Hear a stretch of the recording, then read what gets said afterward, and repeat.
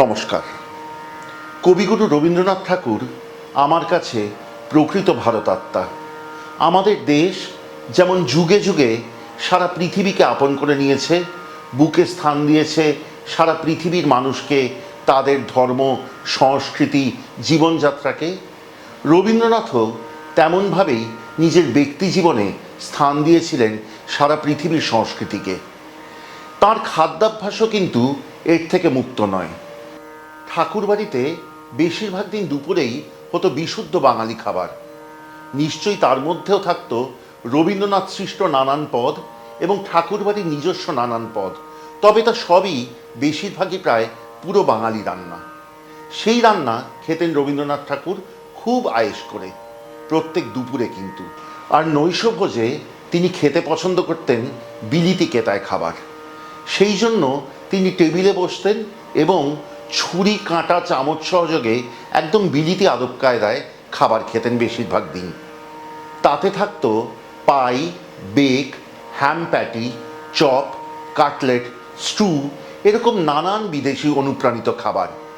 আজকে শিখব ঠিক তেমনই বিদেশি রান্না অনুপ্রাণিত একটি রান্না, ঠাকুরবাড়ির রান্না। হদিশ পাওয়া যায় খোদ পূর্ণিমা ঠাকুরের লেখায়। রান্নাটি অতি সহজ, অতি সুন্দর এবং অতি সুস্বাদু। খুব কম সময় হয়।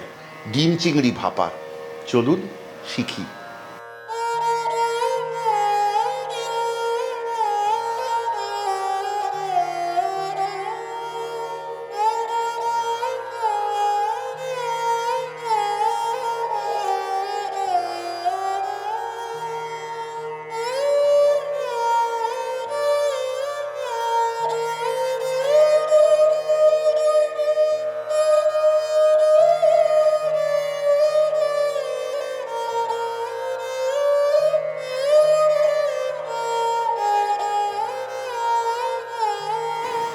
আগেই বলেছি এই রান্নাটি করা সহজ, কিন্তু ঠিক কতটা সহজ জানেন? এই রান্নার জন্য শুধু দুটি জিনিস জানতে হবে। এক, ডিম ফেটাতে, আর দুই, মাখন গলাতে। তাহলেই কিন্তু রান্না শেষ। সেই জন্য বলছি, যদি কেউ প্রথম রান্না করতে শুরু করেন, এই রান্নাটি দিয়ে কিন্তু স্বচ্ছন্দে করতে পারেন। চলুন এবার রান্নায় যাই। প্রথমে একটি পাত্রে 8টি ডিম ভেঙে নিই একসাথে।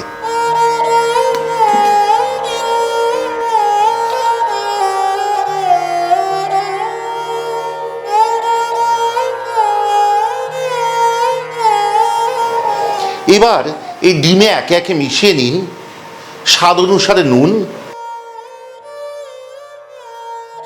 ছোট চামচের 1 থেকে 1.5 চামচ গোলমরিচ, মিহি করে কুচানো আদা নেবেন, ছোট চামচের 1 থেকে 1.5 চামচ আদা কুচি,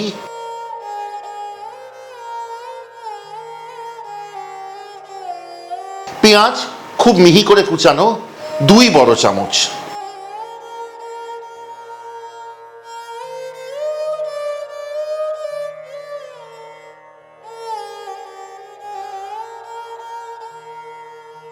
কাঁচা লঙ্কা কুচি। এইটা কিন্তু যেরকম ঝাল খান সেই বুঝে নিতে হবে, কিন্তু কাঁচা লঙ্কাও খুব মিহি করে কুচিয়ে নেবেন। এই সব উপকরণ ডিমের মধ্যে দিয়ে ডিমটিকে খুব ভালো করে ফেটান। যতক্ষণ না ওপরে ফেনা উঠবে ফেটিয়ে চলুন। তারপর তাতে মিশিয়ে দিন আগে থেকে রেখে দেওয়া বাছা পরিষ্কার চিংড়ি। ছোট চিংড়ি হলে ভালো হয়।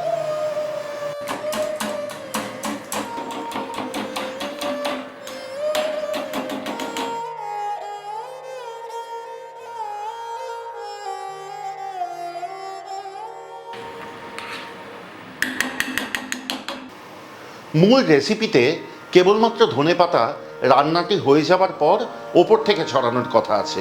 তবে আপনারা যদি চান, এই রান্নায় ডিম ফেটানোর সময়ও কিন্তু একটুখানি ধনেপাতা দিতে পারেন, ভালোই লাগবে, যেমন আমি দেব।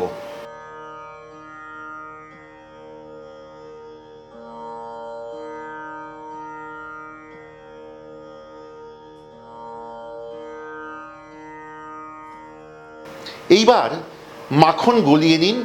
তারপর তা ব্রাশ দিয়ে অথবা আঙুল দিয়ে যে কোনো একটি পাত্রে, কানা উঁচু পাত্র নিতে হবে, তাতে চারপাশে এবং তলায় ভালো করে লাগিয়ে নিন।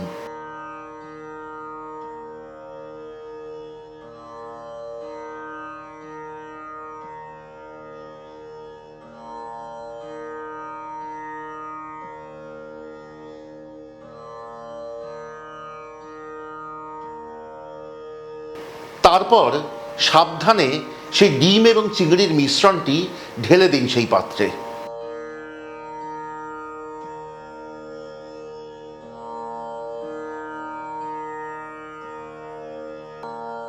পাত্রটি রাখুন একটি কড়াইতে এবং কড়াইতে জল দিন ততখানি যেন কোনো মতেই জল পাত্রটি কানা অবধি উঠে না আসে, খানিকটা তলা অবধি জল থাকবে।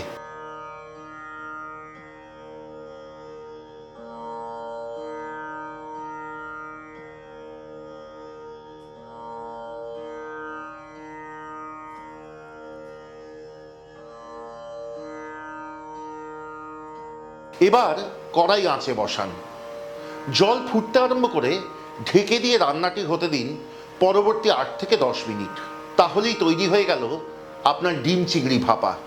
পরিবেশন করবার সময় ছুরির সাহায্যে কেটে পরিবেশন করুন এক একজনকে।